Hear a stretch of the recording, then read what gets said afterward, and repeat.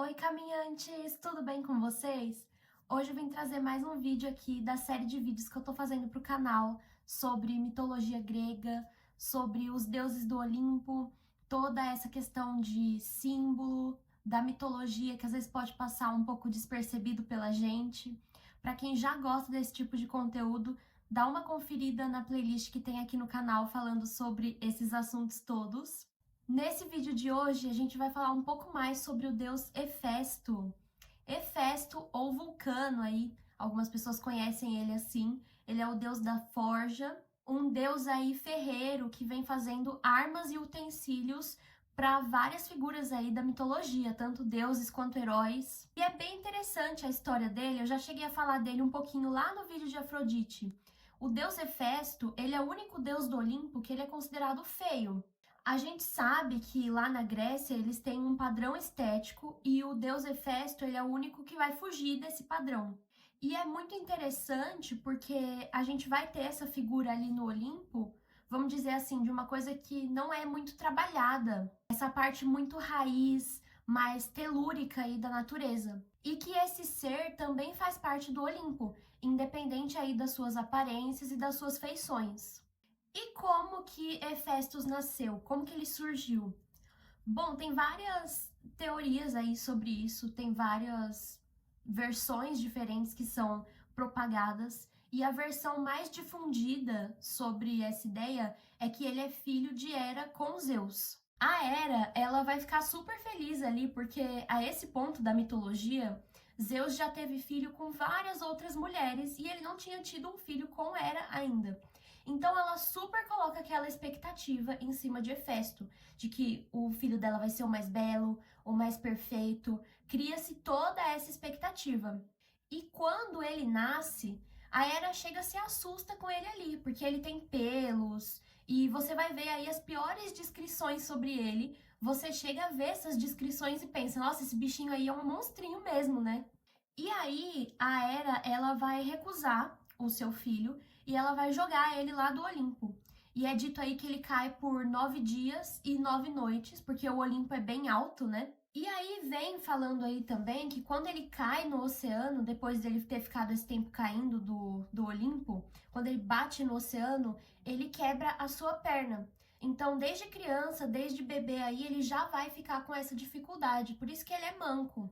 E aí ele fica com toda essa dificuldade largado nas águas do oceano. E aí vai vir Tétis, que é uma Nereida, e ela vai cuidar dele, vai tratar dele. E desde novo, desde cedo, já é percebido que ele tem uma habilidade manual muito boa com as coisas. Então, nessa região ali que ele foi criado, vai ter vários vulcões e ele começa a entrar nesses vulcões para pegar a matéria-prima ali, que seria a lava. Por isso que em muitas pinturas, em muitos desenhos e representações aí de Hefesto, a gente costuma ver ele numa forja. O que é uma forja? É o lugar do ferreiro. Então ele é muito associado aí a essa questão de trabalhos manuais, habilidades manuais. Ele chega a ser protetor dos artesãos, justamente porque ele tem a sua forja e a sua bigorna, que ele vai batendo ali naqueles materiais, naquele ferro que vem da lava dos vulcões, e vai fazendo várias armas e vários utensílios para as figuras aí mais icônicas da mitologia. E o que é interessante na forja? Você já viu como que é feita uma espada? A espada, ela é feita na forja. Você pega ali um material primo, você molda ela mais ou menos do jeito que você quer, esquenta, depois você tira esse material ali, bate, bate, bate, para moldar, para estruturar, depois coloca na água fria, esquenta de novo e vai repetindo esse processo até que vire uma lâmina ali do jeito que você quer, uma lâmina fina, que tem um bom corte. E por que eu trouxe essa analogia aqui da espada? Tanto pode ser a espada, mas numa forja você consegue forjar vários tipos de coisas, vários tipos de armas, utensílios. Esse processo todo, ele é muito parecido com o processo de forja de nós, seres humanos. Repara só o que a vida não faz com a gente se não é uma verdadeira forja de Hefesto. Primeiro, a vida esquenta a gente. É engraçado até porque a gente vive falando que entrou numa fria e nesse caso aqui a gente entrou numa bem quente, né? A gente tem ali todos os nossos elementos, todos os nossos sentimentos meio soltos. E o que a vida vem fazendo com a gente? Ela bate, bate, bate para tentar moldar ali uma coisa do jeito que tem que ser. Depois, a vida vem dando um refresco pra gente. Ela vai, joga a gente ali naquela água fria, e aí a gente já consolida toda aquela informação, tudo que a gente aprendeu, e a gente pensa, não, tô em outro patamar já, não preciso mais, tá ótimo, né? Aprendi o que tem pra me ensinar por aqui. E o que a vida faz? Ela repete todo esse processo de novo. Ela vai esquenta, esquenta, esquenta, e vai se repetindo tudo de novo, até que você consiga ser moldado e forjado do jeito correto ali que a vida quer te ensinar. E Hefesto, ele tá fazendo isso ali diariamente com a gente. Ele tá moldando ali para que a gente chegue em um nível de pureza, um nível de perfeição que seja digno de ser dados como presente aos deuses. Assim como o trono de ouro que Hefesto fez para sua mãe era. Como eu falei aqui, o Hefesto ele foi criado por Tétis, onde ele desenvolveu todas as suas habilidades ali, dentro de vulcões e habilidades manuais. Só que chega um momento que ele pensa assim, caramba, eu sou um deus do Olimpo, então eu quero voltar para lá. Aqui é o meu lugar, só que tem um problema, a Hera não me aceita. E o que ele faz a partir disso? Ele constrói um trono para Hera, feito de ouro, e ele leva esse trono de presente para ela. E aí, quando a Hera recebe esse presente e vê esse trono maravilhoso que ele fez para ela tem um arrependimentozinho ali e fala, caramba, ele realmente é bem habilidoso, né? Eu não deveria ter feito o que eu fiz com ele. Ela aceita o presente dele, mas ela não aceita ele no Olimpo. Aí, ela senta nesse seu trono de ouro, e o trono de ouro maravilhoso, né? Vocês imaginam, é tudo que uma pessoa quer. É como se você fosse numa loja e visse aquela poltrona dos sonhos que tem tudo que você quer. Você fala, um dia eu vou ter aquela poltrona. É exatamente isso, esse trono de ouro. Muito lindo também. E quando a Hera senta nesse trono aí, ela fica presa. Aí vem o Hefesto e fala pra ela assim, eu só vou te soltar se você me aceitar como deus do Olimpo.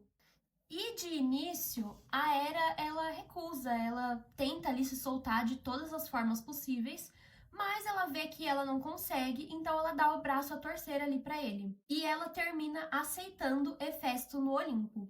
E olha só que interessante essa parte do mito, o que ele quer dizer pra gente. A Hera, ela não consegue aceitar Hefesto porque ela tá presa na matéria. Essa simbologia dela estar presa no trono é porque ela tá presa na matéria. Tá muito apegada à aparência dele, a tudo meio de superficial ali que ele tem a mostrar. E ela só consegue se libertar quando ela se liberta da matéria também. Aí, quando ela se liberta da matéria, apesar dela ter um repúdio ali com a aparência dele, ela consegue superar isso e ela consegue aceitar ele como seu filho e como Deus no Olimpo. E é justamente isso que a gente precisa fazer muitas das vezes, né? A gente precisa se desvencilhar um pouco dessa nossa visão materialista, meio superficial, e aceitar as pessoas. Aceitar ali, no caso, aquele Deus, aquele ser que tinha também direito de viver no Olimpo. Então, Hefesto, ele faz a maioria dos utensílios que a gente conhece por aí, a maioria das armas, inclusive muitos utensílios aí que vários deuses usam também. Algumas armas de Hércules foi ele que fez, a armadura de Aquiles também foi ele que fez. As sandálias de Hermes, por exemplo, que são sandálias de ouro, que tem asinha, também foi ele que fez. As flechas e o próprio carro de Apolo, tudo isso aí ele fez. Então, depois que ele é recebido no Olimpo, ele se torna essencial para os outros deuses, porque ele sabe manipular energia. E olha só que outra curiosidade interessante sobre esse deus. Ele usa das matérias brutas, aquelas matérias-primas, que são a lava dos fogões e os minérios, para torná-las e lapidá-las em coisas puras, coisas que são dignas dos deuses. Que é exatamente o que ele vai fazer com a gente durante a nossa vida também. Então, essa é a ideia, que a divindade ajude a gente a sair desse lugar mais denso, dessa base mais firme, dura, e se tornar mais sensíveis, mais puros, que seria aí o ápice da evolução. para que no final a gente se torne um diamante bem bonito. O trabalho que ele vem fazendo aí com os materiais para transformar em armas é muito parecido com o processo que ele faz com a gente também, porque a gente nasce uma pedra bruta ali e vai sendo lapidada conforme a gente vai vivendo, conforme a vida vai passando. E por fim, uma última observação aí que eu queria fazer sobre Hefesto, uma observação mais geral que eu vi em uma das obras e que eu acho bem interessante também, é que ela vem falando assim: Hefesto, ele faz aí as armas para que as pessoas consigam lidar com a vida. Isso vai aí de deuses, heróis e seres humanos também. Então, a forja de Hefesto, ela nos dá arma. Ela é uma forja que vem ajudando a gente a lidar com a vida, com o cotidiano da vida. E eu fecho esse vídeo aqui de hoje com uma pergunta para você. Qual é a arma que Hefesto vai forjar para você? Qual que é a arma que você está precisando agora para conseguir lidar com as dificuldades da sua vida? Então é isso que eu tinha para falar sobre Hefesto. Espero que vocês tenham gostado desse vídeo, tenham gostado das reflexões. Curtam muito esse vídeo, compartilhem também para que chegue para mais pessoas. Se inscreve aqui no canal, já aproveita. E eu fico por aqui hoje. Espero que vocês fiquem bem e curtam essa jornada do caminho até si. Até a próxima!